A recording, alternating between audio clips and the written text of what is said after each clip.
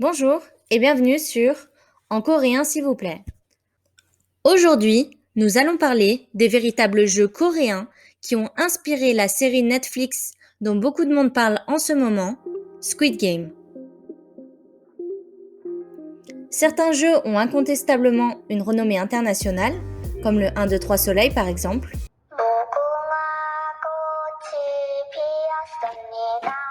Mais d'autres jeux sont véritablement des jeux coréens qui sont ancrés dans leur culture et c'est ce que nous voulions vous expliquer un peu plus aujourd'hui.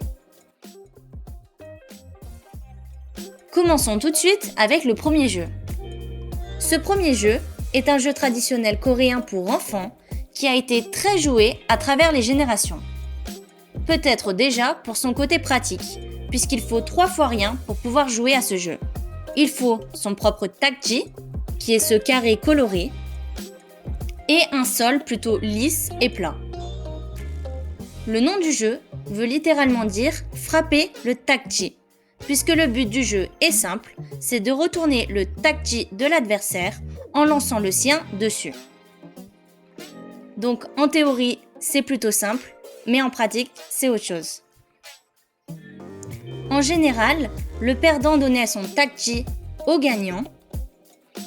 Donc ce qui était mis en jeu était plutôt loin de ce qui a été montré dans la série, c'est-à-dire que les enfants ne se donnaient ni de claques ni d'argent, contrairement à la version de la série. Il y a un des points dans ce jeu qui est aussi intéressant, c'est déjà la fabrication de son takji, puisque les enfants devaient les fabriquer eux-mêmes. Donc le takji c'est quoi ? Il s'agit d'un pliage à partir de 2 feuilles de papier, et ces feuilles de papier-là pouvaient se trouver dans des petits magasins qui se trouvaient autour de l'école. Et dessus, il y avait une explication de comment plier pour faire un takji. Mais c'est là où ça devient intéressant. Puisque les enfants customisaient leur takji, ils pouvaient le faire de toute n'importe quelle couleur, ils customisaient comme si c'était leur arme, comme dans Call of Duty. L'élaboration du takji devenait même une stratégie. Certains voulaient que leur takji soit le plus solide possible, donc pour ça, ils utilisaient même jusqu'à leur couverture de manuels scolaires pour en faire un takji. Donc là, il était super solide et il avait plus de chances de retourner celui de son adversaire. Enfin voilà, c'est tout pour ce jeu. Passons donc au jeu suivant. Le dalgona est une sucrerie coréenne qui est faite à partir de sucre et de bicarbonate de soude.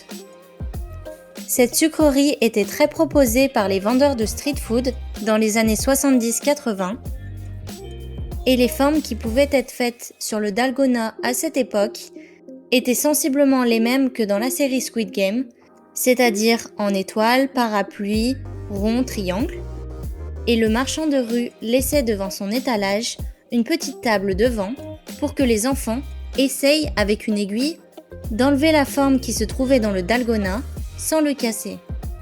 Si les enfants réussissaient, ils pouvaient montrer leur forme au vendeur et celui-ci leur en offrait un gratuitement. Puis ensuite, dans les années 90-2000, le jeu a un peu évolué puisqu'il n'était plus question d'essayer d'enlever la forme du dalgona sans le casser, mais l'idée était de mettre à disposition des enfants une machine permettant de fabriquer eux-mêmes un dalgona. Donc ces machines étaient généralement disposées devant les magasins de jeux. Les formes qui étaient faites sur le dalgona étaient plutôt à ce moment-là des formes relatives à Pokémon. Aujourd'hui, nous pouvons trouver encore en Corée quelques-unes de ces machines ou bien quelques vendeurs de street food qui proposent toujours des dalgonas. Mais ça reste quand même plutôt rare. Après la sortie de la série Squid Game, certains vendeurs de street food ont voulu profiter de la notoriété de la série pour augmenter de façon exorbitante le prix des dalgonas. Donc les Coréens en ce moment ont beaucoup critiqué cette façon de faire. Passons maintenant au troisième et dernier jeu coréen qui a inspiré la série Squid Game.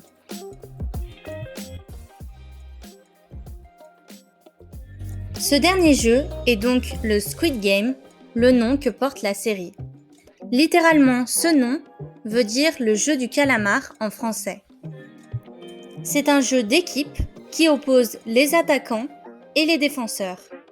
Les attaquants partent du cercle ici et les défenseurs, quant à eux, se trouvent à l'intérieur du terrain.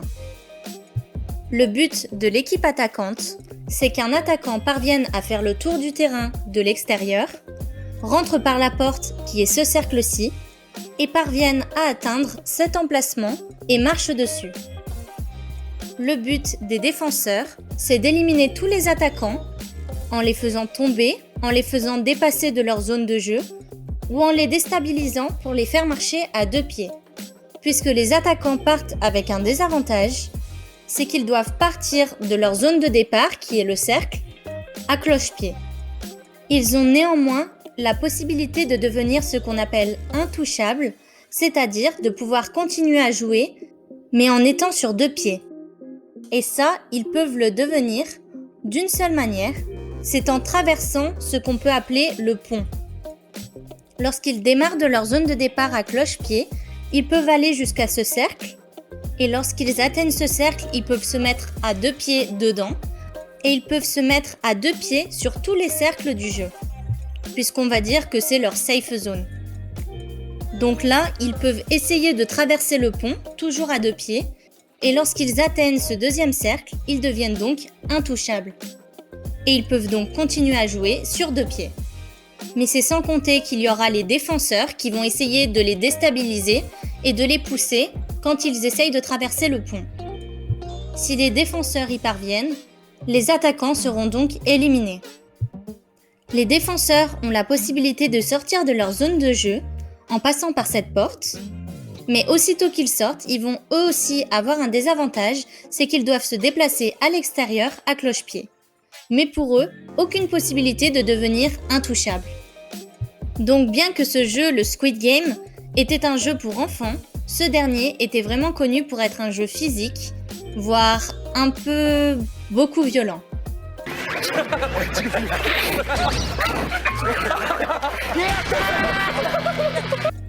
Nous pouvons voir que les lignes qui forment le terrain ressemblent déjà à un dessin de calamar, et aussi on peut retrouver les différentes formes qui ont été présentes tout au long de la série, à savoir le carré, le rond et le triangle.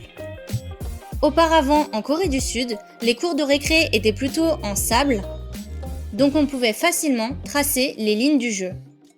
Mais petit à petit, les cours de récré sont devenus goudronnés et de plus petites superficies, donc c'était de plus en plus difficile de pratiquer ce jeu. Ce jeu a donc petit à petit disparu des cours de récré. Et voilà, c'est tout pour aujourd'hui. Vous en savez donc un peu plus sur les différents jeux coréens qui ont inspiré la série Squid Game. Mais en fait, en coréen s'il vous plaît, c'est quoi ? C'est un site pour apprendre le coréen, spécialement dédié pour les francophones. Dans nos vidéos, toutes les explications sont en français et la partie en coréen est assurée par un natif. Donc cliquez sur le lien en description pour découvrir notre site.